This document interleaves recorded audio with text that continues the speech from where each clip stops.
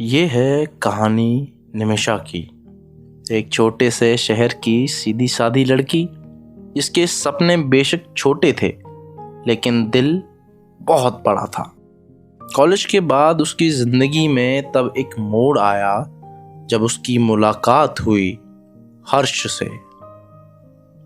हर्ष जो उसी कॉलेज के बाहर बने पार्क में हर रोज़ उसका इंतज़ार करता था। पहले कुछ मुलाकातें, फिर धीमे धीमे गहरे होते रिश्ते। प्यार का एहसास कब दिलों में घर कर गया ये निमिषा को भी जरा सा पता नहीं चला। प्यार में डूबी निमिषा इतनी खो गई थी कि उसने कभी ये जानने की कोशिश भी नहीं की कि हर्ष कौन है, कहाँ से आया है।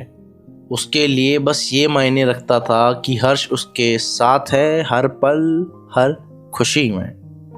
और फिर एक शाम आई उस पार्क में जहां दोनों हर दिन मिला करते थे।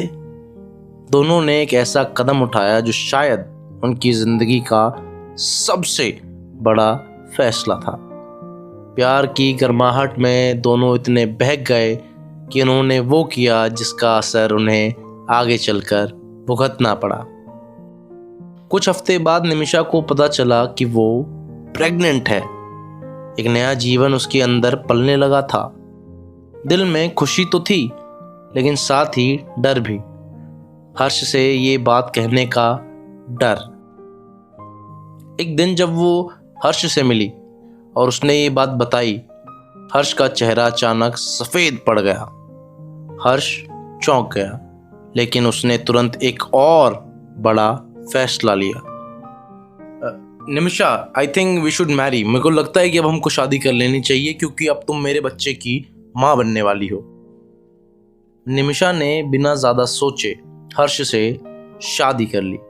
प्यार में डूबी निमिषा को लगा कि अब उसकी जिंदगी पूरी हो गई है, लेकिन असली कहानी तो अभी शुरू होनी थी।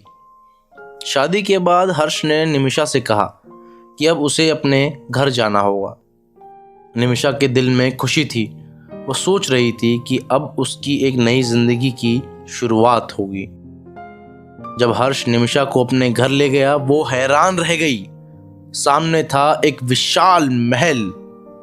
हर्ष एक साधारण लड़का नहीं था, वो एक राजा का बेटा था। निमिषा कहती है, ये महल तुम्हारा है हर्ष? तुम राजा के बेटे हो? निमिषा की आंखों में सवाल थे, लेकिन हर्ष ने उसका हाथ पकड़ा और उसे अंदर ले गया। वहां महल के अंदर उनका स्वागत नहीं बल्कि एक सख्त चेहरा उनका इंतजार कर रहा था।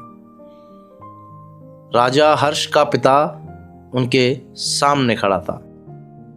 उसके चेहरे पर कोई खुशी नहीं थी बल्कि सिर्फ नाराजगी थी। राजा कहता है, हर्ष, तुमने एक साधारण लड़की से शादी की है और ये जानते हुए कि जब तुम्हारे बच्चे का जन्म होगा तुम्हें इस महल से निष्कासित कर दिया जाएगा।